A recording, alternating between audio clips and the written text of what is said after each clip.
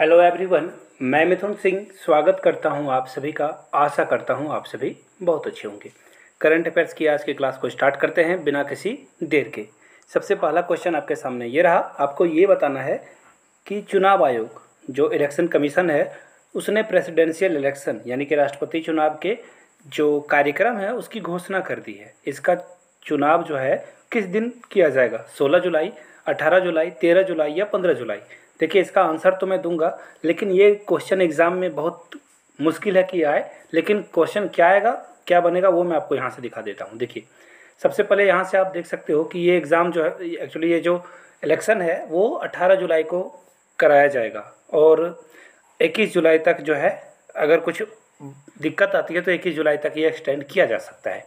लेकिन question exam में ये आएगा कि ये कौन सी 15, 16, 17 प्रेसिडेंशियल इलेक्शन थी। तो देखिए, क्वेश्चन पूछा जाएगा तो इसका आंसर आपको देना है ये 16 प्रेसिडेंशियल इलेक्शन का चुनाव जो है कराया गया है। याद रखिएगा इस क्वेश्चन को, पेन पेपर पे आप इसे नोट डाउन भी कर सकते हो। अगले क्वेश्चन की ओर हम लोग बढ़ते हैं। राष्ट्रपति कोविंद जो कि हिमाचल प्रदेश के केंद्रीय विश्वविद्यालय के 6th कॉन्क्लेव में हिस्सा लेंगे, वो कहाँ होगा? चंपा, शिमला, मनाली या धर्मशाला? तो इसका जो राइट आंसर है वो होगा धर्मशाला। और आपको एक और एडिशनल इन्फॉर्मेशन दे देता हूँ। धर्मशाला में जो तिब्बत की निर्वासित सरकार है, दलाई लामा जिसके मुखिया हैं, वहाँ से वो सरकार चलाते हैं, धर्मशाला में ही रहते हैं। इस बात का आपको पता होना चाहिए। अगले क्वेश्चन की ओर हम लोग बढ़ते हैं। भारत जो है आसियान, भारत और आसियान कंट्री के फॉरेन मिनिस्टर हैं, इसको होस्ट करेगा। और जो होस्ट होगा ये किस जून से किस जून तक ये कराया जाएगा, ये आपको बताना है। तो देखिए, इसका जो राइट आंसर है वो है 16 से 17 जून। सारे आसियान के फॉरेन मिनिस्टर एक साथ बैठेंगे और जो भी बातें हैं उस पर डिस्कशन की जाएगी। लेकिन देखिए, क्वेश्चन यहाँ से पूछा जाता है, याद रखिएगा। क्वेश्चन जो आपसे ये पूछा जाएगा कि ये कहाँ पे कंडक्ट कराया गया है, ये जो आसियान और इंडिया के फॉरेन मिनिस्टर बैठेंगे ये कहाँ बैठेंगे? तो इसका जो राइट आंसर है वो नई दिल्ली है, याद रखिएगा। और ये 12th एडिशन है जहाँ पे दिल्ली डायलॉग किया जाएगा। अब आप बोलोगे दिल्ली डायलॉग होता क्या है? तो देखिए, दिल्ली डायलॉग में ना जियो पॉलिटिक्स पे, नेशनल इंटरनेशनल सारे पॉलिटिक्स पे डिस्कशन की जाती है और वहाँ पे जो बड़े बड़े स्कॉलर आते हैं और अपने विचार को रखते हैं। एक्चुअली आप इसे एक डेमोक्रेटिक जो है फॉर्म भी बोल सकते हो, जहाँ पे सब कुछ अपने अकॉर्डिंग जो है सारे विदेश मंत्री, बड़े बड़े स्कॉलर अपनी बात को रखते हैं, प्रोफेसर भी अपनी बात को यहाँ पे रखते हैं। अगले क्वेश्चन की ओर हम लोग बढ़ते हैं। जिला कौशल विकास योजना में एक्सलेंट करने के बाद इसका जो प्राइज़ है, ये इसका जो 2nd एडिशन है उसमें सारे लोगों को प्राइज़ दिया जाएगा, राज्य और केंद्र शासित प्रदेश में दिया जाएगा। तो आपको ये बताना है कि ये कार्यक्रम किस जगह पे होगा, किस शहर में होगा? मुंबई में होगा, हैदराबाद में, जयपुर में या दिल्ली में? तो देखिए, इसका जो राइट आंसर है वो आपको मिलेगा दिल्ली में। याद रखिएगा, Delhi is the right answer.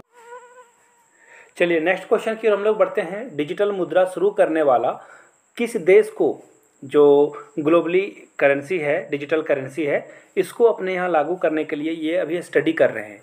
रसिया, भारत या फिर बांग्लादेश? तो इसका जो राइट आंसर है वो है बांग्लादेश। बांग्लादेश अपने सारे स्कॉलर को ये ट्रेनिंग दिला रहा है और अलग अलग कंट्री में भेजा जा रहा है। वहाँ पे जो नोट हैं, डिजिटल करेंसी यूज़ में लाई जा रही है, उस पर रिसर्च करेंगे। इसके बाद ही बांग्लादेश में डिजिटल करेंसी को अलाउ किया जाएगा।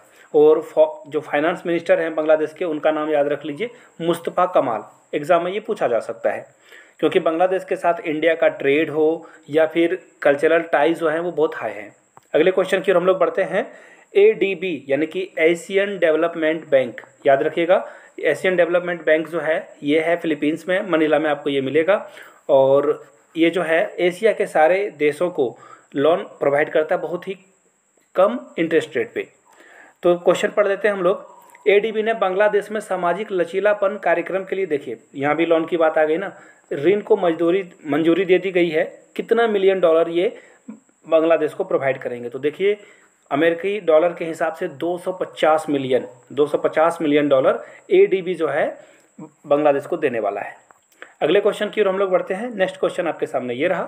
किस राज्य के मुख्यमंत्री ने FID, देखिए अभी हाल में ही जो है इंडिया में शतरंज ओलंपियाड होने वाला है, तो इसका लोगों का जो है लोगो होता है और मस्कट, इसकी जो है रिवीलिंग कर दी गई है किस मुख्यमंत्री के द्वारा?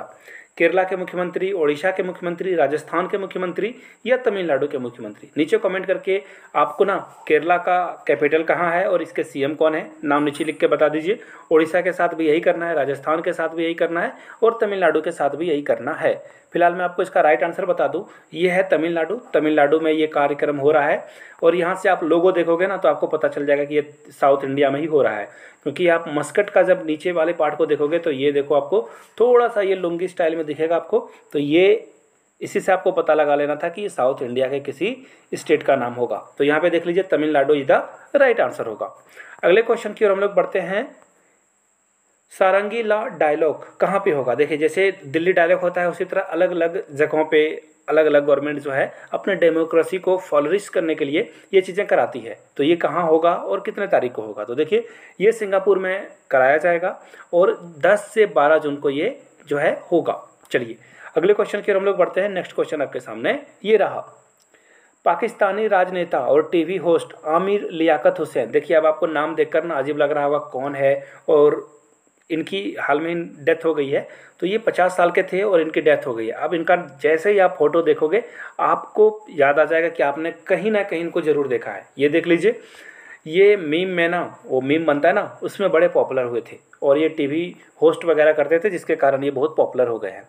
चलिए अगले क्वेश्चन की ओर हम लोग बढ़ते हैं। भारत ने डैश को 12 हाई स्पीड गार्ड बोर्ड देने की घोषणा करी है। तो देखिए इंडिया जो है चाइना से फेयर है इंडिया को, और सेम एक और कंट्री है जिसका नाम है वियतनाम, जो कि चाइना से उसी तरह से 36 के आंकड़े दोनों कंट्री का है।